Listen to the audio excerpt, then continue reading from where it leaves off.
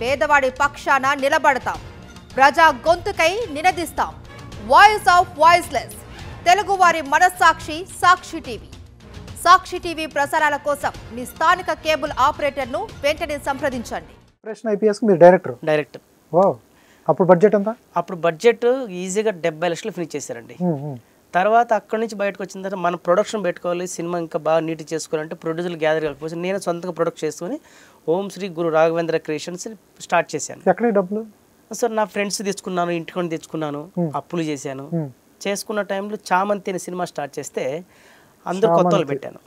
ఇది చామంతి అంటే రోజా గారు ప్రశాంత్? లేదండి, తమిళ సినిమా. అది తమిళ సినిమా. బట్ మన సినిమాకి మళ్ళీ కొత్త తెలుగులో కూడా తీశాను.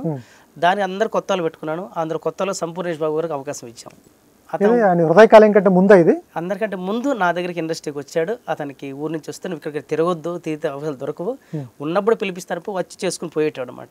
సో అతను అలా ఇంట్రొడ్యూస్ చేయడం జరిగింది. ఈ రోజు ఆయన సంపూర్ణేష్ బాబు అయ్యాడు. కాదు హృదయకాలం కంటే ముందు మీ సినిమా చేశాడా? అంతకంటే ముందు ఎప్పుడో చేశాడు. ఎప్పుడో చేశాడు. అతను కూడా మహాత్మా సినిమాకి జూనియర్ ఆర్టిస్ట్ వస్తే కృష్ణవంశీ గారు నన్ను చూసి పిలుస్తుంటే అరే నన్ను పట్టుకుంటే పని వస్తుంది పాపం, నా దగ్గరికి వచ్చాడు. ఇద్దరం కలిసి పనిచేసాం. ఎంత ఇచ్చారు అప్పుడు సంపూర్ణేష్ బాబు?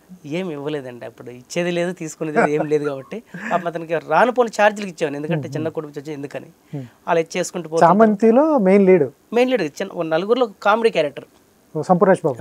ఓకే, గూగుల్లో వస్తుందా? గూగుల్ వస్తుంది సార్. ఓకే. అండ్ చేస్తున్న టైం లాస్ట్గా ఫైనాన్స్ డబ్బులు కొంచెం కావాలంటే ఒక ఫైనాన్స్ తీసుకున్నాం. ఆ ఫైనాన్స్ లాస్ట్ మిట్లో ఏంటంటే ఆయన రిక్వెస్ట్ ఆయన రిక్వైర్మెంట్ అన్ని మనకు నడవలేదు, చేయలేదు. చివరికి అంటే ఆ సినిమా నాకు ఇచ్చే లేకుంటే వదిలే అన్నాడు. ఒకటే మాట, మీ సినిమా తీసేసుకొని చెప్పాం. ఆయన ఆ సినిమాని ఆయనే సెన్సార్ చేసుకుని ఆయనే టైటిల్ ఆయనే ప్రొడ్యూస్ చేసుకున్నాడు. సినిమా రిలీజ్ కూడా చేయలేదు.